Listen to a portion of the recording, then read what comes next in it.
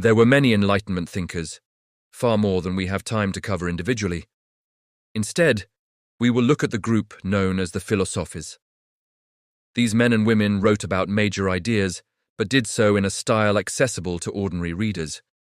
Their writing was clear, witty, often humorous, and unlike earlier philosophers, they became some of the first people in Western civilization to make their living through writing. A good American example is Benjamin Franklin, who was both a printer and author. Works like Poor Richard's Almanac, full of practical advice and memorable sayings, show that by the 18th century there existed a broad reading public.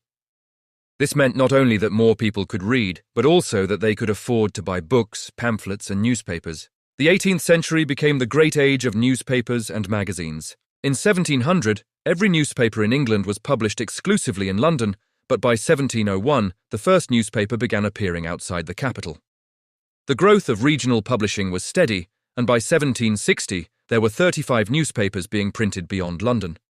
At the same time, London itself became a major centre for daily news, with 14 morning papers published there alone by 1790.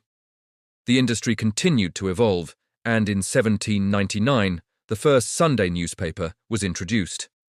Meanwhile, in the American colonies, early newspapers, precursors to publications like the New York Times, were also being established, reflecting the broader expansion of print culture.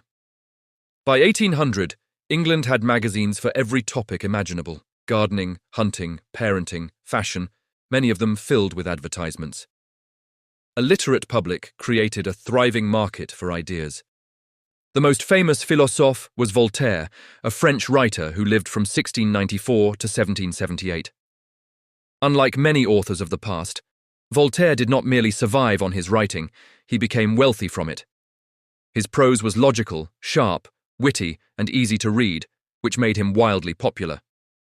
Although humorous, Voltaire wrote about serious subjects, especially the freedom of thought. He supported anything that encouraged people to think without prejudice, and he opposed anything that restricted free thought. Voltaire believed that the institution most responsible for suppressing free thought in France was the Roman Catholic Church. He viewed it as intolerant, superstitious, and oppressive, and attacked it relentlessly throughout his adult life.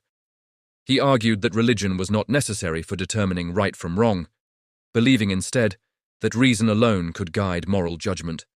Furthermore, he claimed that religion often blurred the distinction between right and wrong rather than clarifying it. Voltaire even wrote a history of the world, portraying organized religion as doing more harm than good. To avoid arrest for his writings, he lived in a home on the Swiss border and crossed the border frequently when French authorities found his work offensive. The thinkers of the Enlightenment, including the Philosophes, set Western thought on a new path. Inspired by Newton and the scientific revolution, they tried to apply reason and scientific principles to bring about social reform. They were not philosophers in the classical sense. Instead of debating abstract ideas, they focused on addressing practical social problems. In their writings, they championed reasonable moderation, mocked outdated institutions of the past, and criticized traditional religion. They also rejected the divine right of kings and questioned entrenched feudal hierarchies, while condemning slavery and advocating for better education. Above all, they promoted the ideals of human freedom and happiness. More than any other group, the Philosophes challenged the authority of established churches, especially the Catholic Church. Most advocated some form of religious toleration, or at least a reduction in religious power over society. They also sought a science of society, an effort to discover natural laws that could maximize human productivity, happiness, and progress. The influence of the Philosophes spread widely across the Atlantic world and beyond. American founding fathers looked to their ideas for guidance, while liberal reformers throughout Europe embraced their principles. Even autocratic rulers in Eastern Europe consulted them, hoping that Enlightenment thought could help them govern more effectively.